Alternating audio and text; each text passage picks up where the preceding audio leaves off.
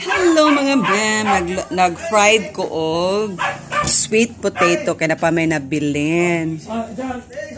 Kay gibidli ko sa kuan sud ana mo sa morning. So muna karon mga ma'am, muna akong snack.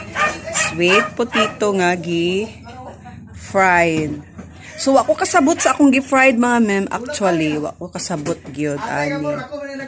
Naglibog ko ani ba? Unsay nahitabo. So ato na lang ning padayunan kay nasugda naman mga ma'am. So muna ang finished product mga ma'am. Wa na sabti tan-awa ra kung naong anak mga ma'am. Oh, nagka-ambot lang. So atong tilawan mga ma'am. Lamig gyapon. Lamig gyapon siya mga ma'am. Wa na may lain. Love your kuan.